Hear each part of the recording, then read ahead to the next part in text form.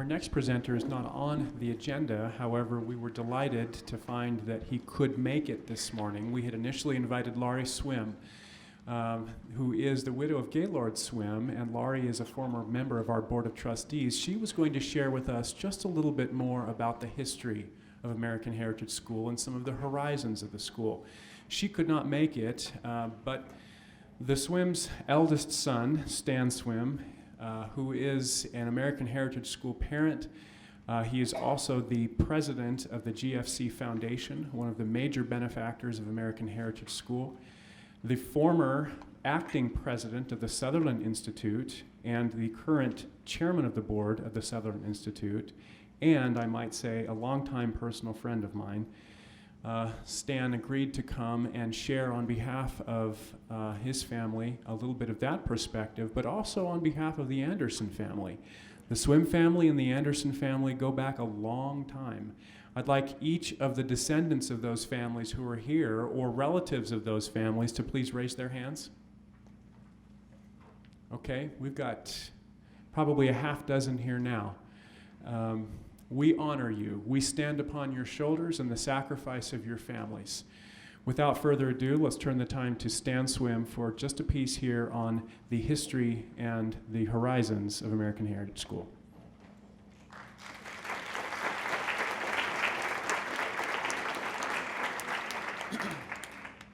Well, thank you, Grant. It's a pleasure, and I must also say an honor to be in front of each of you this morning and to have a few minutes to share some thoughts with you. As you walk down the halls of this school this morning, did you take a minute to look at what they're made of? Did any of you see bamboo?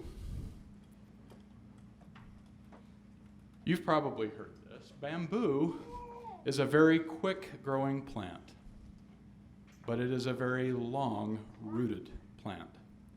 And I'm going to talk a little bit about the bamboo around here. Many of you may know that we have some bamboo growing on the acres just to the north of the school here.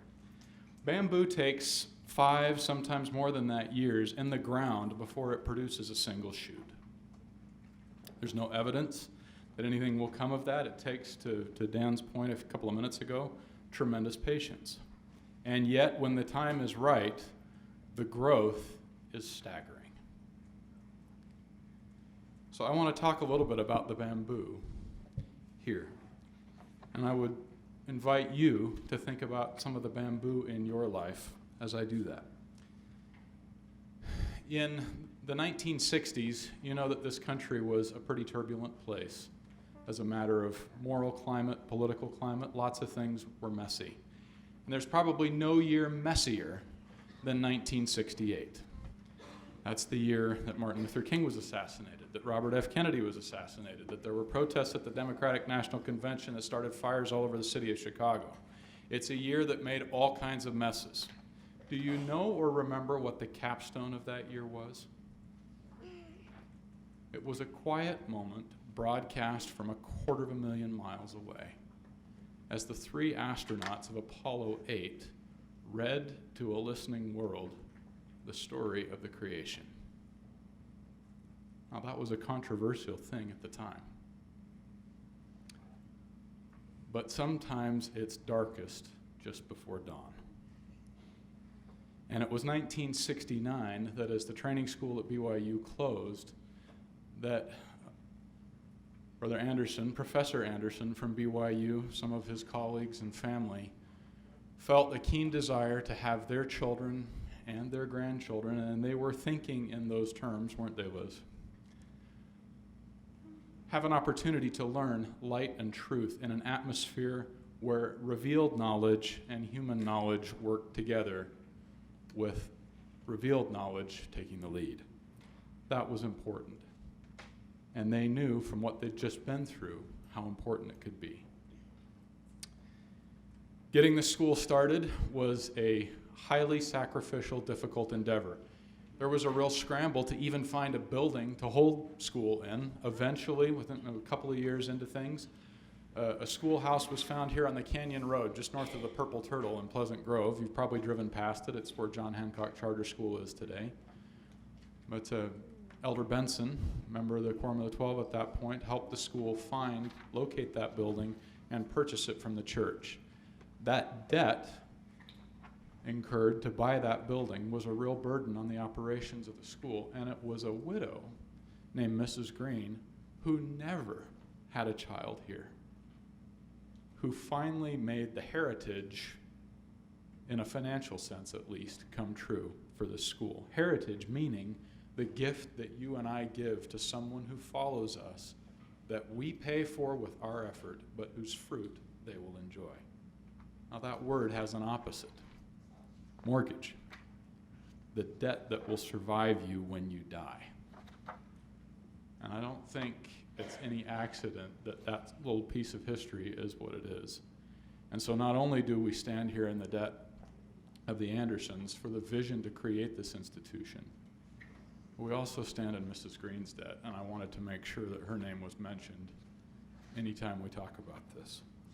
At the same time Brother Anderson was founding this school, he was teaching a young man, a new convert at BYU, who had come in the fall of 1968 and joined the church after 6 weeks on campus.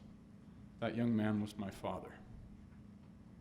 And there were two professors at BYU who made a greater impact on his life than any other: Brother Anderson and a Book of Mormon teacher named Reed Bankhead, who became my grandfather. Lots of bamboo.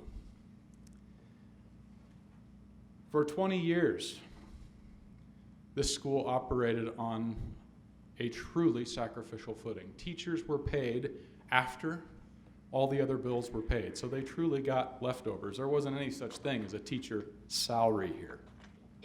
They had to work out of their commitment to the cause. Board members served and pitched in wherever they could. That's a tough way to do things. But the great piece of the root that I think was laid during that tremendous endeavor was unity and absolute commitment to the mission of this school. The mission that you have seen in front of you, the mission that was articulated by Elder Anderson at the outset. And it takes times of great sacrifice to weld teams together around those kinds of ideas. And a price was paid to make that vision and mission a permanent part of this institution. And when you walk these halls, you're walking on that bamboo. In the early 1990s, after actually moving into the Andersons' ward, as it turned out, our family became involved at the school. My youngest sisters were able to go here as students. I never had that privilege. But the school at that time went through 8th grade, I believe. It depended on the year. Sometimes they didn't have enough students to keep all those grades open. And my father became involved and was working with members of the school's board. And they embarked over the next 10 years or so on a program that would lead to a number of things. One of them is this building. Property had to be acquired here across from the temple. A plan was put together, multiple plans were put together to build a facility here. And I might mention, just as a point of teaching, that there were a lot of different designs for this building. And one of them was put together by a firm that builds megachurches back in the Midwest.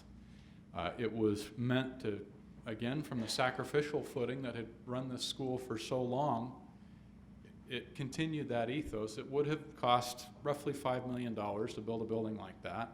It would have had a roof 180 feet from pitch to gutter, because it would have been so tall. And we got thinking about that as a family, looking at that building and what it said, and decided that having that across the street from a temple sent all kinds of the wrong messages. It actually would call attention away from the temple. It would detract from it. It didn't do anything to help the people who walked the halls focus on the temple. And so that design, which I think I dubbed the milk barn at one point to my dad's mortification, but that was shelved, and the building that you see today came into being, designed by Curtis Minor to fade away a little bit from the school. This building and the temple are the same size in square footage, 120,000 square feet. But you wouldn't know that if you drove past. They have the same purpose. Now, certainly the temple's carrying out of that purpose is much more exalted, and I don't want to conflate those two things. But if you walk the halls, and look down at the bamboo, you will see symbols of square, rectitude, integrity, and honor, and truth being circumscribed into one great whole. You will see brick, things that are permanent, things that are difficult to make. You want that, and you work for that in your own life too, don't you? You look for the permanent things. At the same time all of that was going on, some teachers from this school made a visit out to the Foundation for American Christian Education and took a pretty close look at the study methodology that they were using, and you're going to get a very good deep dive introduction into that today, and I'm not going to attempt to try and summarize in a sentence or two what that would be, except to say this. That foundation was working very actively in the 1960s to help collect a lot of the primary source material that has been published and is now used in this building. And it was my grandmother and grandfather who were some of the lead folks in helping that come together. And they didn't know, nor do I think it even occurred to them that their grandchildren and great-grandchildren would have any benefit from that at all. You see, it doesn't matter. If we're doing the Lord's work where He asks, He can make the silk purse out of the sow's ear. During that time, there was also, and I would say really for about 20 years, beginning in the 90s, there was an effort to try and stabilize and institutionalize this place as a business, as an operation that could truly perpetuate itself. That's difficult to do, and it required things like tuition being raised. Not nearly as much as it would if this building had ever had a tuition dollar spent on it. This building was paid for 100% with donated funds. And so every student who walks through the doors on those school mornings and greets the administrators waiting for them at the front door is on a half-tuition scholarship. Now, I hasten to add that there are folks currently working on the facilities and expansion, the strategic plan of the school that we want to build to the north, who are preparing to make similar sacrifices. And I, for one, have a great debt of gratitude to them. I hope you feel the same. The board at that time began to transition from something that was involved day to day in the operations of the school to being a board that had to look down the horizon 3, 5, 10, 20 years out, looking for opportunities, gathering resources, putting things together. And I want to pay tribute to everyone who serves on that board today. That is a remarkably unified, remarkably visionary, and talented group of people. And we would not be able to do what is done here without them. The school's journey to accreditation was a great challenge and tricky.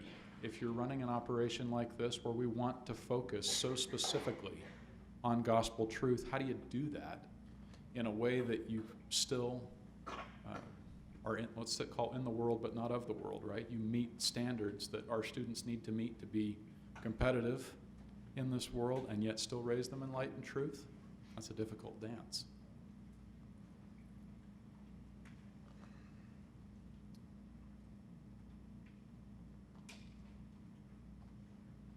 Can you feel bamboo? Can you see it now when you walk the hallways? What I've given you for the past few minutes is just a very, very superficial taste of what it took to do all that. But if you have spent any time here, you know what can be wrought by that. And let me just close my remarks by talking about some bamboo that I saw a week ago. My family and I were on a trip. It's the first time we'd had a chance to take a family vacation in about 2 years. We chose to go to Boston and drive from Plymouth all the way through Palmyra and a number of sites. And a week ago today,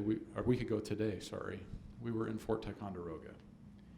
And I watched my sons, who have spent time in classrooms here, who've had some of the wonderful teachers that are here in the building. I watched them observe reenactors commemorate Memorial Day. I watched them listen to these men and women describe the sacrifices of colonial era people. And I had to admit to myself that I could not have listened with those same ears when I was their age. Wonderful as my parents were, they did not then have the tremendously wonderful gift and complementary tools that have been built and provided through decades of sacrifice here. Most of the kids in the fort weren't listening too closely.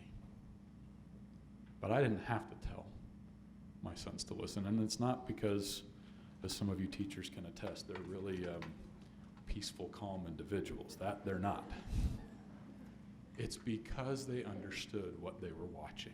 Their sense of heritage and gratitude was alive. The same thing happened the next day as we were in the Sacred Grove. And I watched my 7-year-old son ask, unbidden, for his own moment to pray in the grove.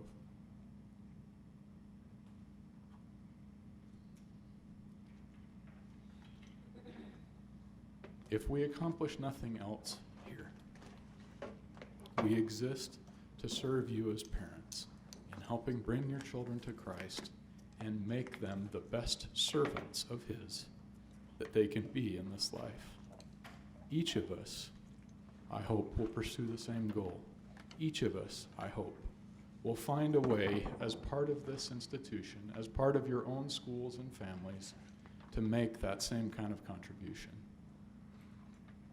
You can do it. If I can close with one quote that might have ended up on Facebook if it hadn't been given in the 1770s by the town meeting of Roxbury. It's anonymous. We don't even know who wrote it. Here's what they said.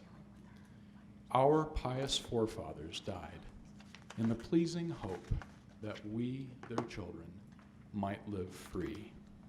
Let none, as they will answer it another day, disturb the ashes of those heroes by selling their birthright. Now think about what that means. So many people, Elder Anderson, died in the pleasing hope that his children would live eternally free. Let all of us, that we may honor the memory of those people, enhance this birthright, extend it to our children, and give them that precious heritage.